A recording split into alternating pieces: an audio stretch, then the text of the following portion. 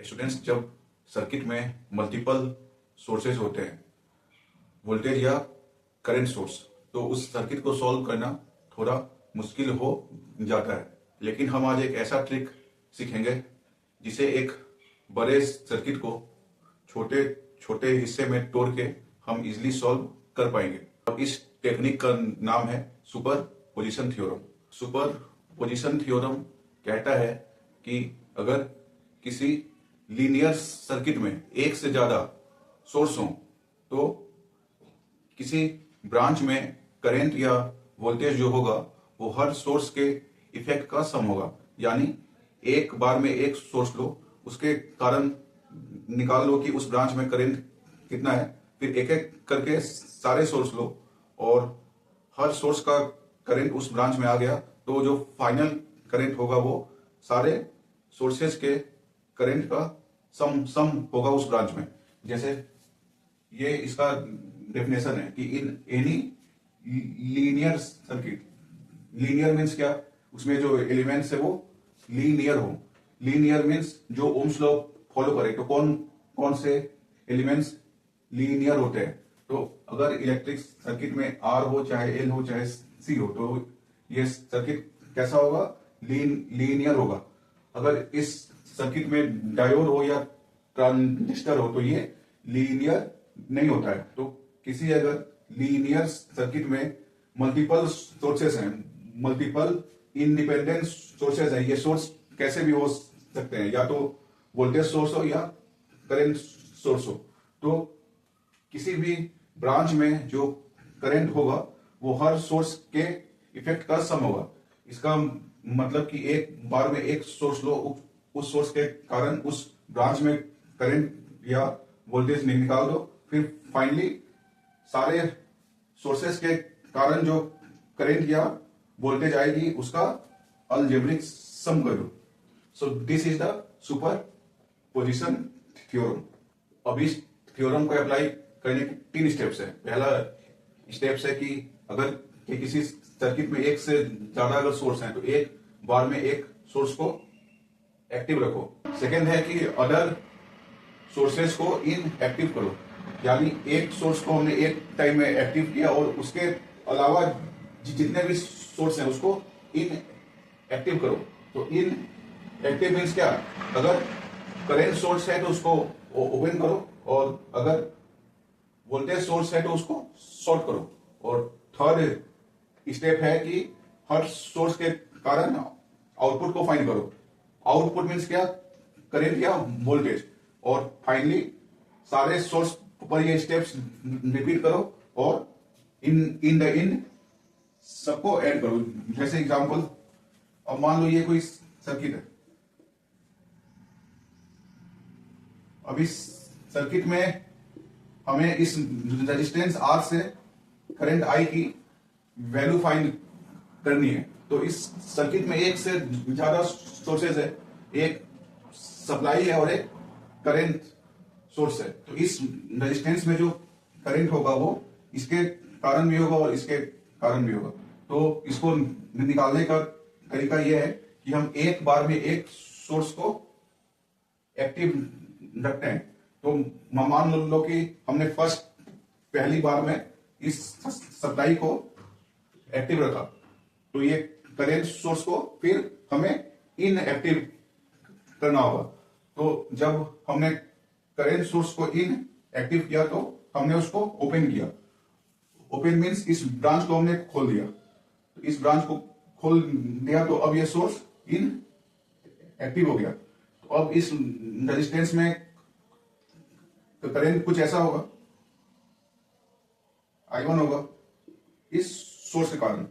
तो I1 की value होगी V/R। तो ये करंट है इस सप्लाई के कारण। अब हमें इस सोर्स को इनएक्टिव करना है और इसको एक्टिव रखना है, और इस सोर्स के कारण करंट को फाइंड करना है। तो अब ये सर्किट कुछ ऐसा होगा। Current source will be active and this supply will be inactive. तो सप्लाई को इनएक्टिव करने के लिए हम उसको शॉर्ट करेंगे। तो शॉर्ट मतलब इसके प्लस और माइनस को जोड़ दो ऐसे। अब ये सप्लाई जो है वो इन एक्टिव हो गया, तो इन एक्टिव हो गया तो ये सर्किट अब कुछ ऐसा हो गया, यहां पर करंट सोर्स है, यहां पर रेजिस्टेंस है और यहां पर ये शॉर्ट हो गया। तो अब ध्यान दो कि इस करंट सोर्स से जब करंट आएगी तो क्या इस रेजिस्टेंस में जाएगी? नहीं, इस रेजिस्टेंस में ये करंट नहीं जाएगा, क्योंकि यहां पर जब करंट आएगी तो अब इस करंट के पास दो रास्ते हैं, एक तो ये रेजिस्टेंस है और ये एक शॉर्ट सर्किट पाथ है। तो current will always prefer short circuit path. तो ये सारा करंट जो इस करंट सोर्स से आ रहा है वो इस शॉर्ट सर्किट पाथ से जाएगा और इस ब्रांच में कोई करंट नहीं होगा। तो इस करंट सोर्स के कारण इस ब्रांच में करंट जीरो हो गया, तो I2 जो है वो जीरो हो गया। तो नेट करंट इस रेजिस्टेंस में कितना होगा? I होगा आपका I1 प्लस I2। I1 की वैल्यू है V अपॉन R और I2 की वैल्यू हो गया जीरो, तो net current will be V upon R as per superposition theorem.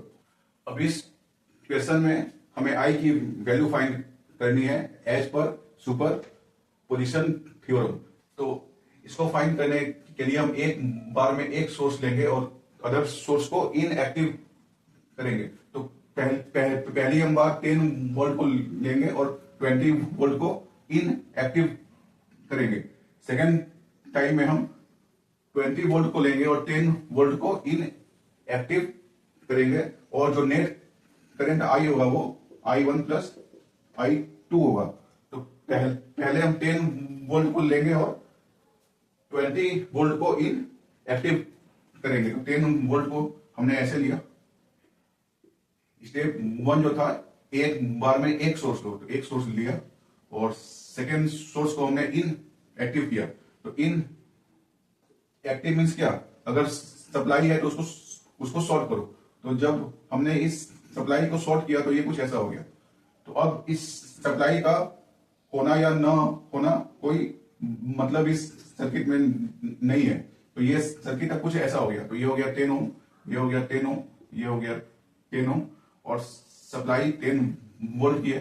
तो इस सप्लाई के कारण इस ब्रांच में करंट मान लो I1 है, तो I1 कैसे आएगा? तो I1 फाइंड करने के लिए पहले करंट I को फाइंड करो। तो I कैसे आएगा? I is 10 upon R equivalent, और R इक्विवेलेंट कैसे आएगा? ये और ये पैरेलल में है और इन दोनों का नेट इसके साथ सीरीज में है।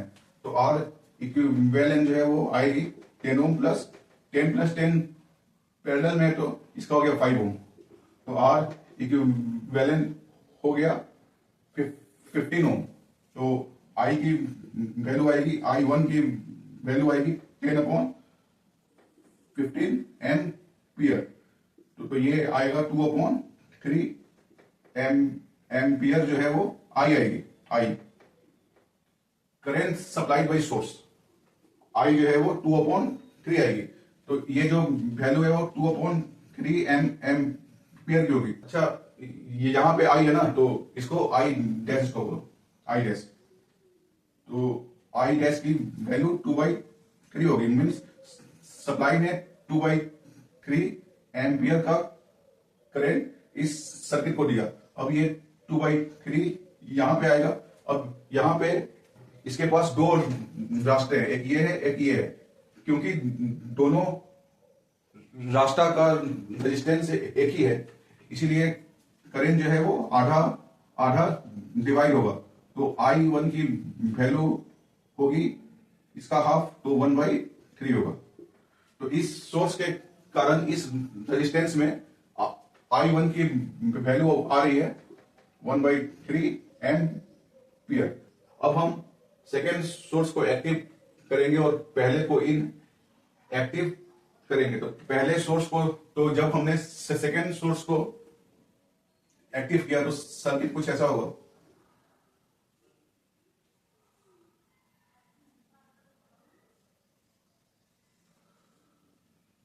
इस सप्लाई को हम शॉर्ट किए, तो शॉर्ट मतलब ये 10 वोल्ट हट गया, 10 वोल्ट हट गया तो ये सर्किट अब कुछ ऐसा हो गया।